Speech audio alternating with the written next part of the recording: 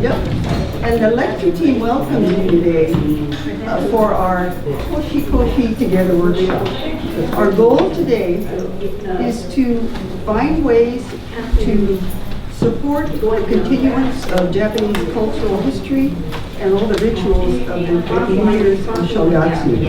And so hopefully you'll learn something to share with your younger generation. So let's start with the first ritual. How many of you eat soba noodles the night before? Why 2 people? Why do you eat soba noodles? Were you told? Because it's cold, it's late, and we're hungry. Is that the symbolic meaning? Yeah. Okay, and why did you ever find out why you ate soba noodles? Oh, for longevity. Longevity. So that certainly is a symbol for long life and noodles in all Asian cultures. They're also called toshikoshi noodles. How many people know what toshikoshi means? Yes. Welcome New Year. Welcome to New Year. Actually, the literal meaning is crossing over to New Year. So what you do is look back at forget your troubles from the past year and look forward to the new year. And noodles were particularly important because they're easily breakable, right? So you break with your past and welcome the new year. You're crossing to the new year. Toshikoshi noodles. They were very popular, very accessible, very inexpensive, and a favorite food of ancient villagers. And even the poorest family could afford these toshikoshi noodles the night before. So yes, I was going to say fertility. Yes, longevity was one of the symbols, but there are other reasons why it became symbolic. And of course, there are long noodles, as you mentioned, but also the dough was used to pick up little pieces of gold and gold dust. Perhaps, when the gold miners or whoever, or maybe a household that had gold dust lying around. And so there it became a symbol of prosperity. But there's a third reason also on the buckwheat noodle itself, buckwheat plant itself. It grew in harsh conditions and in different climates, and it could grow in various arid soils. And so it kind of stood for, or reminded people to persevere through adversity. So it was resilience. So that's why noodles became so popular. So we've let go of our troubles from the last year. We crossed into the new year, and now we're ready for preparing for the New Year's, which is Oshogatsu. How many of you had this traditional type of food when you were growing up? Thank you for participating. Could you share what you had or how you celebrated with traditional foods? Oh, by the way, I'm being evaluated for how many people participate. I need to get 30 points for each. I need to get 40 points, that's my goal. So each of you has to respond 2 times. Right, that's a high standard. So anyway, again, would you share what your traditional New Year's looked like, a memory? Thank you, point 1. My parents would put out tables all along, on the floor, close to the floor. And then people would come over to visit, and they would have all the foods, like the good luck beans and the fish and kobumaki for friendship and different, all kind of. Anyone else? Yes. So I'm American, so my traditions may vary a bit, but we just have a normal, like a big party and lots of food. I'm trying to think of what my mom would cook, like maybe chicken or like pot roast or something. But yeah, that's the American version. Right, Yeah. Great, thank you. So this is similar to what, it didn't look like this, but we had traditional foods, and I was expected to eat everything. And all I knew was fish eggs for fertility, and I thought black beans were long Oh, life. yes. Well, as a youngster, who cares about fertility or long life? So I'd like to share my family story and how we moved. My family moved from traditional to the modern version. This is my grandmother. She's dressed up, and because a graduate student from UCLA was coming to interview her for an oral history project. So I was very lucky to live with my grandparents because I was really immersed in Japanese food, and I really spoke only Japanese when I was growing up. And so that's my grandmother, lucky to live with her. And here is our, yes. Did your grandmother grow up in Japan? Yes, she was born and grew up and came here. Here's my extended family now. Wow. Of the siblings, there are 5 of us. We all married Japanese Americans. Everyone other, the next generation, there is not one who married a Japanese person, male or female. So that's what my extended family looks like. And you see they range in age, toddlers to seniors. Is that your grandmother in the middle? No, she's passed. Oh. That's my brother, actually. Oh, that's So- your brother. So this is what our plate looks like now. And my grandmother would not recognize this. What? Potato salad? Macaroni salad? What? Chicken salad chashu? Yeah. But the reason it changed because people brought things to the table, right? So my sister-in-law brought Chinese chicken salad. And that was the most favorite of, not most, it's the favorite of all of the foods. And to me, to me, it was the only fresh vegetable that was not cooked in soy sauce and sugar. So it was very refreshing. So that started our transition to modern. This is last year. So I'm going to take you around the table here and see how, take you around the table to see how we've adapted based on what people brought. The sushi is store-bought. You know wontons have a symbolism, which I don't know. Of course, the cheese and salami plate, that's very traditional. And then we have the inari shortcut. You buy the inari skin, you stuff it with rice. And of course, potato salad. Yes. What's inari? Inari is, can someone explain to him what inari is? It's already, that's already seasoned. Fried tofu. It's fried tofu, and it's seasoned with sugar and salt, and you stuff it with flavored vinegar rice. That's inari. And it looks like football. Yes, so the kids, yes, it looks like a football. And they call it. Yes, so they call it football. So we move over to the center. The center, grilled meat, grilled vegetables on a barbecue. And then I'd like to point out, particularly the chashu. My sister-in-law brought has the best sauce for chashu that comes from Hawaii. It's called Lum's Chashu Sauce. It's back there. And I've given my tips on make the most delicious moist chashu. And I get the tenderloin from Costco. So how do the dishes get passed on? There are no recipes, by the way. My mother made kimpira, very good. My sister learned how to make it by watching her. And now my niece actually continues the tradition. And I asked her, did you get the recipe from Aki? And she said, no. I just watched her cook it, what seasoning she added, and then I just wing it. And as I'm cooking, I adjust the taste. So it's going to be somewhat like my mother's, but not quite because it's passed through 2 generations. And now I'm going to have to sing and dance because we have no photographs. Oh, wow, good. Thank you. What was the black? Oh, I forgot to Behind mention. in the square?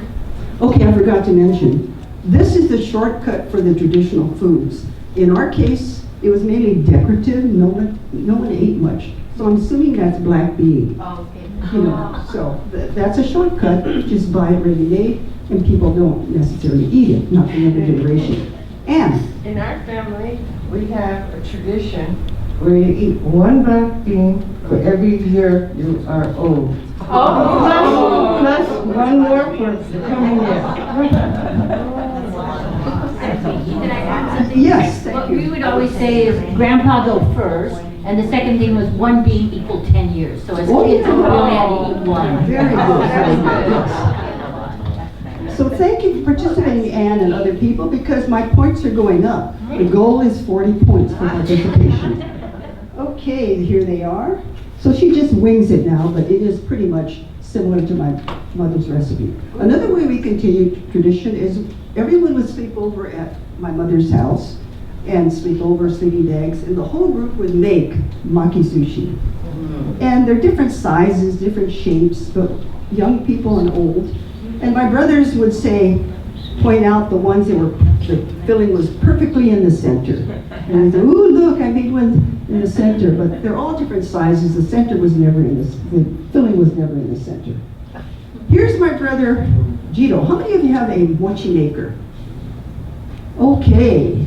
He has a mochi maker. He's made mochi, and notice the irregularly shaped mochi, rectangles.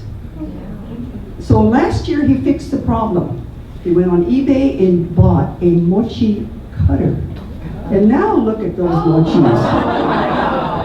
It's like the old-fashioned where you squeeze it with your hand, so it kind of drops it around, and all you have to do is a little round it a bit, and look what it turns out. Looks professional, doesn't it? And so really, it's all about family, isn't it? It's about family getting together at a very significant holiday to sort of share traditions for the younger generations. So whatever you do in your Oshogatsu to do this, that's the whole point of this workshop. Before I finish, I'd like to acknowledge Kathy, who's done all the graphics and the flyers and all the help with the slides, and also Bowman, who's set up this new equipment. It's the first time with all the cords, and to Henry, who's going to share this presentation with a wider audience. You know, each family is different. Oops. Each family has a different story of balancing the old with the new. So let's see what one fictional family does to see the old ways versus the new ways. Hi, Grandma. What are we having this year for New Year's? Obachan. Oshogatsu. Okay, Obachan. So, Grandma, what are we having for New Year's? Do you like the kuromame? Grandma, I like those black beans that we always have. They're really sweet, and I think you eat one for every year you've been alive, right? That's right. Kuromame, not black beans. Kuromame. You know, I like those too, but I can't stand cooking them for 5 hours on the stove. It's a lot of time. It's a lot of time. Wow. Is that how you do it? Yeah. Hey, I'll bring my Instapot. 40 minutes tops. Oh, no kidding. No. You know, if I don't make it in my iron pot, though, they don't get as black. So you need iron. You need iron. I don't think the Instant Pot is iron. Oh, no way. We can just look up and buy those little iron fish and put them in the Instapot. Oh, really? Yeah, Oh, no problem. No kidding. Well, okay. Okay, that's all right. Okay. Hey, Grandma, I can't wait for our family mochitsuki. Is it okay if I invite some friends? They want to learn how to pound mochi. Oh, yeah. Well, you know, it's really a lot of work organizing the mochitsuki. It's a lot of work. And I bought a mochi maker, and I put it next to my air fryer and my convection toaster oven. And it's great, except for the mochi is rectangular. So that's the big problem. I haven't figured out how to make them round. But you know, you're always complaining that the pounding is so much work. It's too hard for you. But I've been working out, like pumping iron and lifting weights and doing push-ups and even like axe throwing. Oh, geez. Well, I don't know. You know, do you think your friends would want to learn how to clean and prepare gobo? OMG, Grandma. We did that last year. Prepping burdock is so hard and so time consuming. Oh, well, you know, scraping it and cutting it into matchstick pieces, that's, you know, you have to, that's something that we always do together. That's fun. Anyway, you have to be one with the gobo. You know, you have to be one with the knife. Okay, Grandma, but I think I saw them had pre-cut and frozen gobo at Nigeria. And it's on sale. Oh, Yes. I don't know. I think we should try it. Come on, let's just try it. Well, don't tell your mother. Okay, I won't. Let's go. Okay.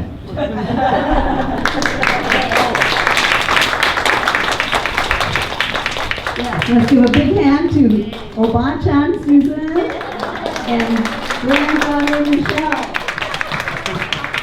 Does this remind you of any of the conversations you've had with your mom or your Obachan about Oshogatsu, New Year's?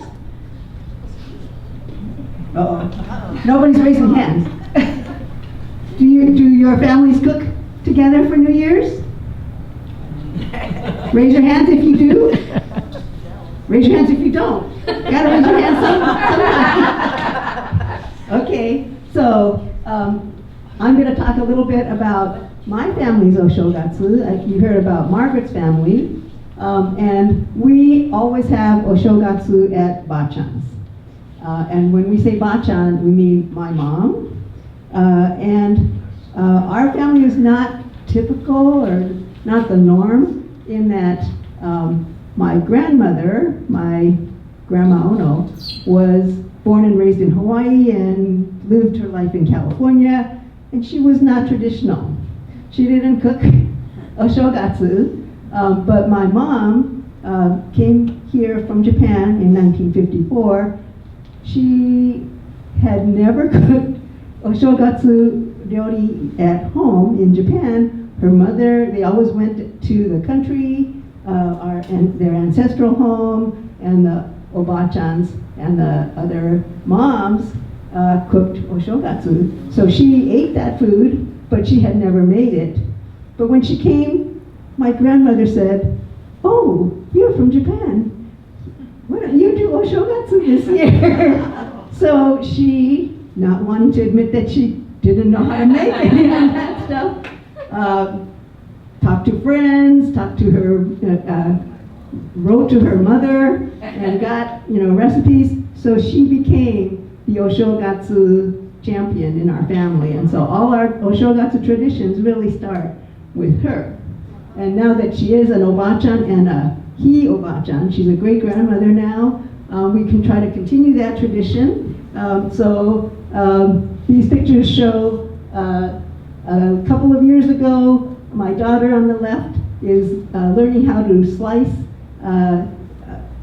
octopus, taco, for the sashimi platter. You can see she already had kind of learned how to do the tuna and the hamachi. And so this past New Year's, she brought her boyfriend with her. They had monogrammed aprons ready to cook for Oshogatsu. And so one of the things we'll have today, we've updated our menu, but instead of just the rolled makizushi, so that we can accommodate people with different tastes, including vegetarians, we switched to temaki. So it's a roll your own sushi. So people who want the kamaboko or the avocado, whatever they want, they can put them in. But if you don't want it, you can make your own. So that's what they're prepping for here. And then my son last year kind of became the tempura fry cook. And then this year he brought his soon-to-be fiancée, and she sampled all the Oshogatsu ryori. This is her first time experience New Year's with our family. So next slide. And then my sister and my niece wanted to record our family recipes, basically my mom's recipes. So they self-made a book with all of our family recipes called Oshogatsu-at and it's in 2011, and it is now our reference. So all the grandkids have copies, and they can recreate those recipes. And also, mostly though, they come the few days before New Year's, various ones at different times, so we help prep the items that are cooked ahead of time. And all the young ones are the ones doing the wonton skin rolling and doing all the frying, so that my mom doesn't have to do that stuff. So that's a picture of my mom with the embroidered sweatshirt, and my sister, myself, and my niece. So really, we are passing on those traditions that our families have had. Cooking and eating together, I think, is the main thing that we want to start the new year together, because that symbolizes the rest of the year. Togetherness for our family is very important, and we share the meaning of the different foods, the meanings of the symbolic, kadomatsu, the okasane, the toshikoshi soba, and all the different foods. And as Margaret said, we're updating our menus to reflect the new people who are joining and the changes in tastes of the people who have been coming. And they come up with their own new items. So my nephew and his wife, they air fry teriyaki chicken and chicken nuggets and bring it. And really it's about keeping the memories alive. So, this is a tradition that we've held for many years. And when my kids were in elementary school, we went to Japan for New Year's. And we wanted to celebrate New Year's with them. And we were hoping to learn how they prepare all the wonderful New Year's dishes. And we went and we were, traveling around, and we're saying, well, when are we going to prep for New Year's? And they said, oh no, we have it ordered. It's just going to be delivered on New Year's Day. So, instead of slaving over the stove, we went to Miyajima, we went to the shrine, and we came back, and the beautiful bento boxes were all set all around the table. Oh, nice. So, that, what we're also offering today in our raffle prize is basically the kind of, osechi bento box that we ate. And this is provided by Ramen Champ. But in Japan, many families just order it, and it symbolizes for them, a day of rest. They don't have to cook, and they can just enjoy the time together. And in fact, more recently, my aunt from Japan came to visit, and we were going to do our regular Japanese Oshogatsu cooking, so we tried to engage her, and she said, oh my gosh, I haven't made this in years. And she was having such a hard time because she didn't remember how to make any of those dishes. So in a sense, we're almost more traditional Japanese than they are in Japan, because they're always innovating, looking for more efficient ways to do things. So depending on where your priorities are, if you want to spend your day, going out in nature or doing something you enjoy, doing it together is really the main thing. Okay, and with that, I'm going to turn it over to Margaret for more interactive activities. Henry, where am I standing? Here? Please. Closer? That's good. Closer? That's good. Okay. I always blame my parents. Why didn't you tell me all these things, these symbols? You never told me. I just knew fertility and long life. Look at all the symbols so you regret not having learned this. And so here's a chance for you to share with each other the traditions of Oshogatsu in order to pass on. So in your table or small groups, could you talk about what does your Oshogatsu menu look like now? How do you pass on the tradition and symbolism of Oshogatsu? In what ways do you engage the younger generation? So we're here to hear your stories today, and hopefully it will help another family continue the Shogatsu tradition. So can you talk for a few minutes, and it helps if you really participate later, because I'm up to 22 points now. I just need 20 more. I'm going to ask the YAC coordinators of this workshop to each one of you take a table, and you're going to be facilitated by either Michele, LaDonna, or Jane, or Kathy here, Susan and Sharon and myself. And we'll facilitate the group because you're going to be reporting back and sharing responses to these questions. Thank you. So do you guys all know each other? You guys introduce All right, so talk amongst yourself and let's address the first question. What does your New Year's menu look like? What does your New Year's menu look like? Japanese or going to the grocery store? I know, because I don't know what I got from you. What is that? New Year's. New Year's. Whatever your New Year's, yes. Yeah, we come over, we all celebrate. Like someone Jen makes like chicken parmesan, something like that. Like bread and lots of chips.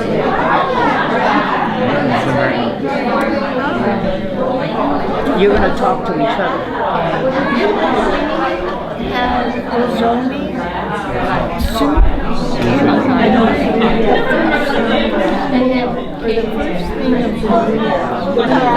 And because there's 8 boys, it didn't get passed along.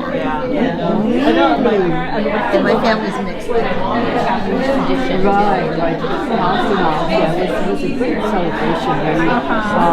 And of course, my mom has passed on, and I moved here, so I don't celebrate it anymore. Yeah, I don't. All of my girls used to. Nobody ever does that anymore. Oh, right. Our generation, that's right. Nobody does. You would do it if you liked the food, right? But some of the food, you know, the sushi I would cook out, you buy the brown. Oh, yeah. Yeah, I got the can. Yeah, that's what we used to do. Yes. And then at least one and I used to make all of this.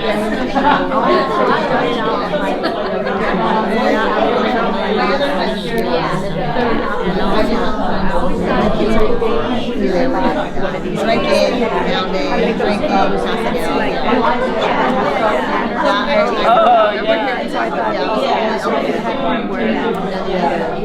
It looks like a good trade. Oh, yeah. So I like Japanese. Oh, no, they like Japanese.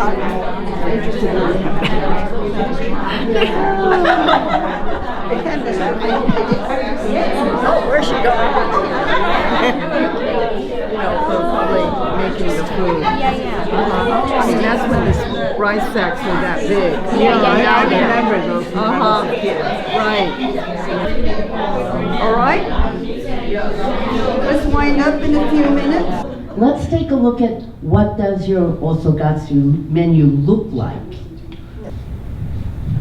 Besides the sushi and that stuff, you'll find homemade tamales. Let's go to your house. A big pot of pozole. Gosh, things like that. So it's a very mixed menu. We probably do the mochi in a machine. And so it's very easy, you know, you just wash the rice and you soak it overnight. And I usually have enough like for 3 pounds, that's sufficient for the family. And then we all gather around, you know, my dining table. And then we make, you know, mochi, and then usually afterwards we'll make a ozoni, or it's the one with the powder, the brown powder. I can't think of the name. Yeah, and then we'll make a, you know, ozoni, and then we'll just have a kazari mochi too. So that's one of the things we've been carrying on. In our family, as the time went on, it all got Americanized. I want to ask the next table, you've answered these three. I want you to try to take all three of them, put them together, and answer the question, not only what does it look like, but how are you engaging the next generation? We're not. That's why I'm here. Well, we enjoy Oshogatsu, and my kids, I have 2 daughters, and they enjoy it because they don't cook. They cook for Thanksgiving and Christmas, so Grandma cooks New Year's, and I cook dishes. Each of my daughters are married to a Chinese, and they are not familiar with some of the traditional dishes like mochi and black beans and gobo. But they have other names for it, and it's cooked in other dishes that's Chinese dishes. But again, when they see it separately and seasoned with shoyu and sugar, it's a little different. But anyway, so how do we pass on the tradition? By coming to our house on New Year's, and I offer, the first year I offered everybody mochi, and then found out that they don't like mochi at all. So I changed to udon. But then, so that's called the second. And then the third way, how do we engage the younger generation? Trying to make them sample something that they may not have seen and make it delicious and offer it. The first thing, and you might laugh about this, is we have sake toast in the beginning. And you can buy this sweet sake that's cold. And the dishes are really little. So the kids also toast sake, but only about a teaspoonful or so. And they take it one sip and they don't mind, so make sure maybe we'll put tablespoons because they're all teenagers now. So. Thank you, Ann. And I'm going to come around real quickly. I'm going to do about 15 seconds at each table and come around. And I will start with this table here, but I'm going to do a real quick recap to give you an idea how to do it. This table here, we have a mix. We have a family that has no Japanese food, but has a New Year's tradition. And the bottom line is this for young Andrew. He believes that they come together because it's a special event. And that's what is passed on, that the family gets together. And so that's the meaning of Oshogatsu, meaning New Year's. And here we have Carolyn and we have Tom, and they also experience the differences of culture and what is tradition. And special means you dress up. And I know a lot of you in this room remember having to dress up for New Year's because you knew it was something special. And you were getting food, like Carolyn said, only at this time of year did you see these special foods. So you understood something was happening, even at a very young age. And so how do we continue that? It's about just getting together in family. So if you can do that at your table, I'm going to give you about 20 seconds to share what goes on with this table. I'm getting handed to me. Okay. So my mother and me personally, we have not celebrated Oshogatsu for this year, but I've been learning Japanese for a while, and I'm interested in learning more about the culture and the foods. And I have a 12-year-old little brother, and I think he would be really excited by the mochitsuki with the pounding and the flipping and the pounding and the flipping. It's a very labor-intensive sounding. But what is special about New Year's for you? And how do you pass that special something on? Well, I grew up with all my family all living in the same group of houses, like a compound. We were Italian, and the Italians came to the United States around the same time the Japanese did. But I understand how some of the traditions have have faded away and been replaced by other things, but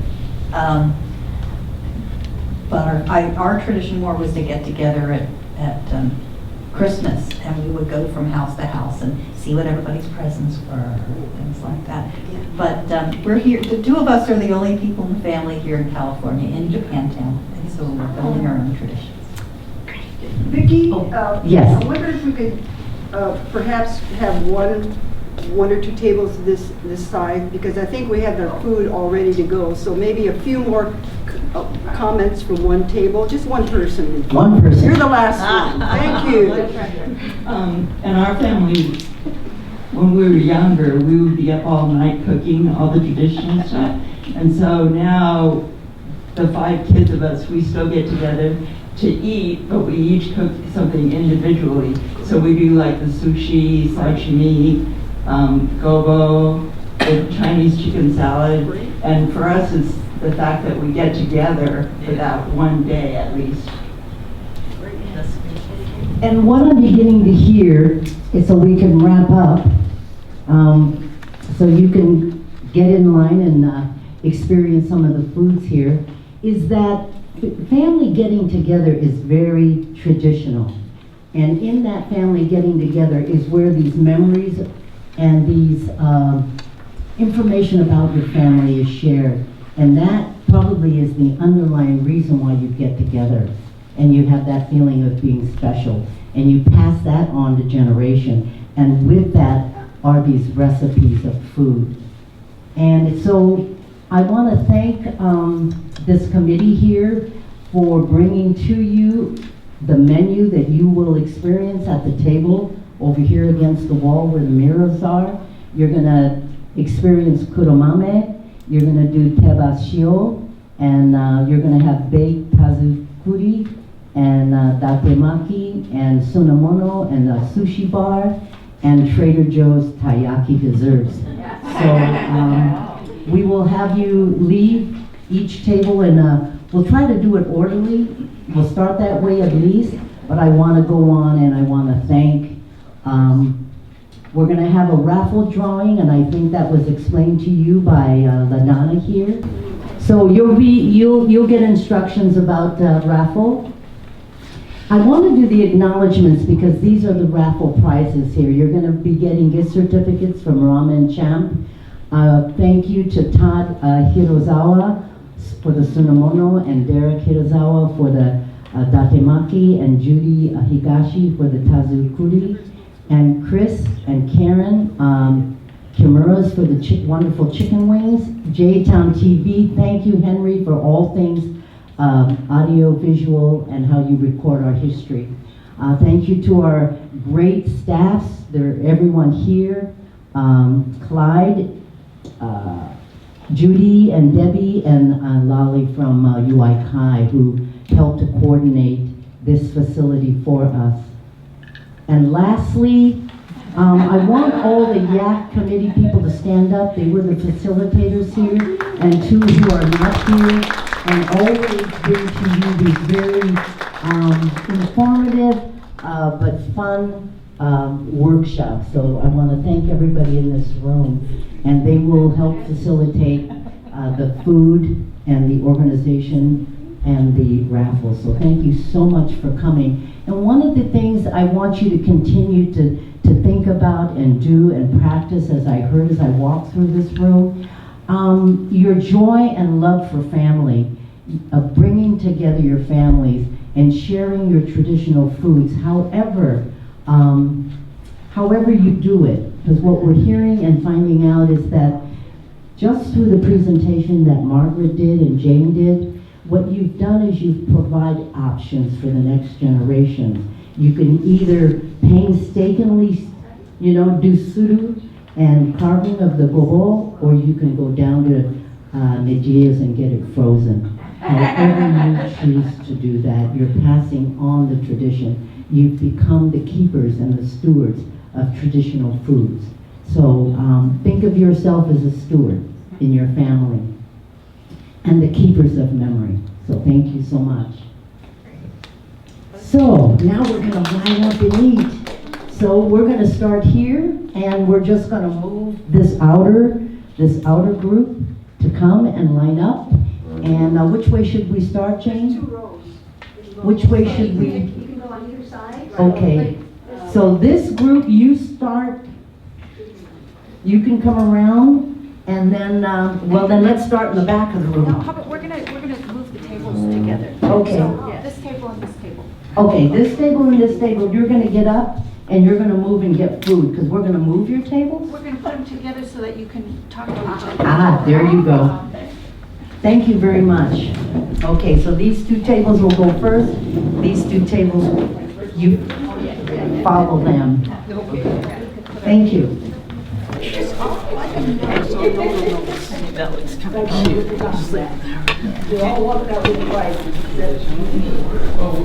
Wasabi, cucumber. Yes. Oh, that was a cheese ball too. Yes, yes. Now, what does this go in, James, somebody? Well, one of the prizes, the osechi ryori, we took the ticket out first.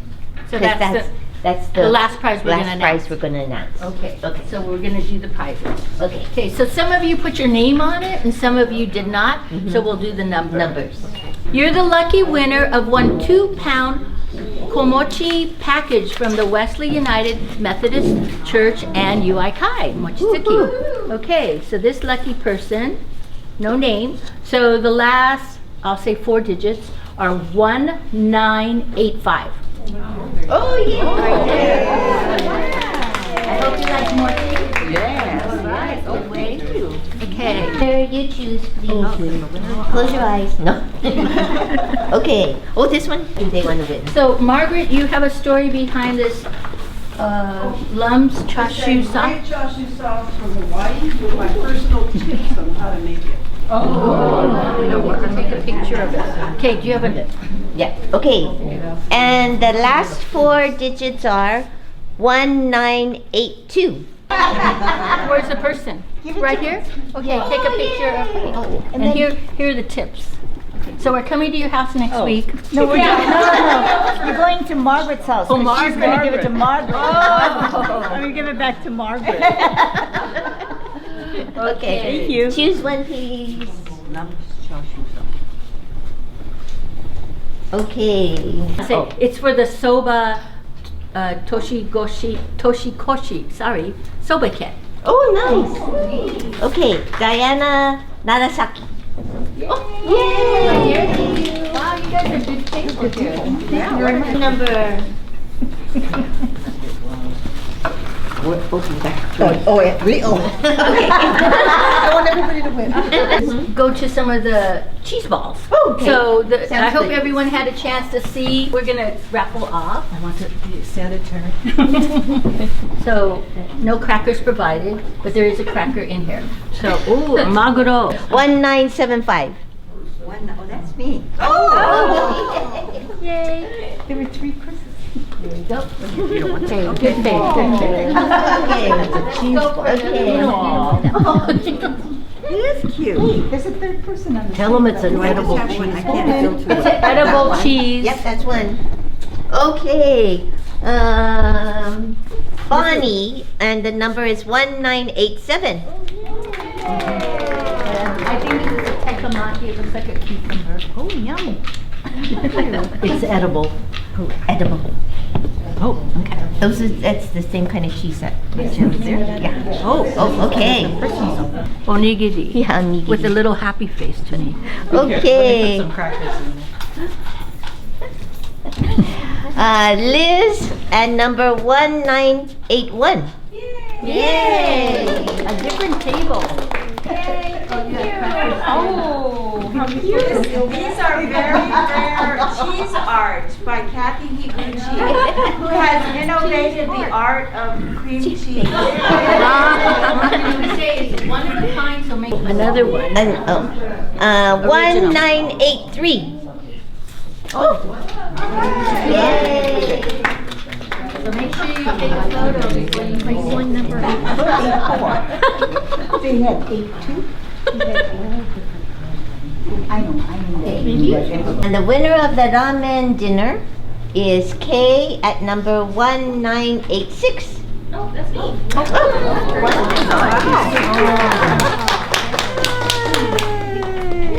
Nice. Thank you. Ramen champ.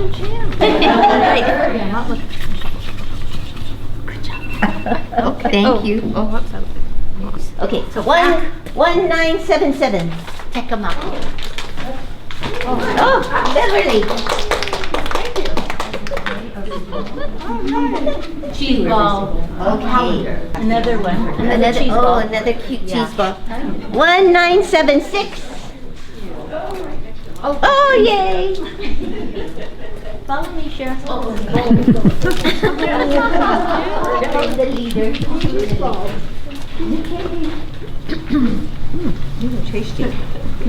Tastes like Another one, Chris, number 1979. Oh, yay!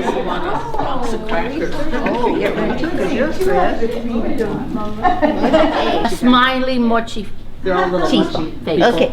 1974. Oh, okay. Pick the next number. So we're on an honor system. We're not looking at your numbers. The last one. Oh my gosh. Okay. 1980. Oh, over there. Q&A. Oh, yeah. Okay. All right. So the good news is, if you didn't win a prize right now, you could be eligible for the big one. So ramen champ, Oseki gift certificate, $50 value. Julia Kozen, number 1989. Where is she? Right here. Oh, sorry. Another one at our table. Everybody knows. It's okay. You want some crackers? Even though you might not celebrate and make the food, but you know. But take a look at these two. But again, they're not drawing prizes. Don't take it. We have some crackers here for those of you that might not have gotten anything. But I just want to leave you. I made the scattered skimono rice, and that can be done any way. Think of it like Tupperware. Even though the way I made it, how you make it is up to you. It doesn't use vinegar. It's just rice and whatever skimono. I was picking colors, you know, like, oh, I want red and green. You know, it's kind of Christmassy looking. But then I saw the purple one. So those are kind of the, you know, saltier ones to me. And then the takawan was on the bottom layer, and that was I adapted it from Ui Kai, you know, in terms of, so a lot of cutting. So lesson to be learned: don't cut it in the morning of, which was me, but you do this ahead of time, and then it'll be ready for you. So how many layers? I only did 2 layers of rice, but my cousin, when I was talking to her this morning, she said she does 3, and then she just puts 1 layer of rice and 1 skimono, another layer of rice, and another skimono, and then the 3rd one and a skimono. And you want to put the furikake down on your rice first, because when I did the first layer with sprinkled, I went, oh, that doesn't look very pretty, you know? And the thing that I was saying is that if you have any leftover rice, you can eat it like the next day, pour some tea, green tea on it, and you have Oshogatsu-at, it's already got the skimono. So it's a nice recipe to have. Or it's no recipe, you know, you're not flavoring the rice at all. So anyway, okay. Were there any other closing thoughts, Vickie? Did you get them all in? Well, I think we were talking, and as I came through and I was talking to each one of you, I think one of the takeaways for this workshop is that because Jane and Margaret and their family, through their family sharing of what they do, I think the idea of what is traditional and how you pass on to generations, and this is regardless of culture, as Andrew said to me, because we all share in having special times we gather, and in those gathering it centers around food. And so when we talk about what's traditional, and as as it begins to morph, somebody used that word here, when we pass it on to the next generation, these options that are presented allow us to pass on these so-called traditional foods in a way that is positive and not so daunting that one doesn't want to try to attempt to make it. Think about this. When we went into COVID and we were isolated, what was one thing that people started to do that they hadn't done in a long time? People started to cook and bake, and because they had all the time in the world. Yeah. So if we can look at it through those lenses, as we pass on tradition to the next generation, give them options so it doesn't seem so daunting, and give them ways to pass on and to plate tradition. And I think that's what came through loud and clear as each and every one of you shared your story to those 3 questions that Margaret presented to you, that was facilitated by the group. So I want to leave you with that. Can I also add a PS? I want to thank Henry Street, Japantown Community Television. These programs videotaped, but many of our programs are videotaped. So please support them. Go online. Plus, you're filming community events that are also on there too. Obon festivals, Mochitsuki probably, a number of events. So if you're looking for something not on the TV, go to Japantown Community, and please forward it to your family and friends, because, if they miss today, give it a couple of weeks for editing purposes, in that sense. But we've done a number of workshops, and we, have it taped. Okay, so that's a way to, share. All right. Anything else? No, thank you. Good. Okay, thank you. Thank you all for coming. Ended a few minutes early. Continue the chatter. There's one little chicken here left.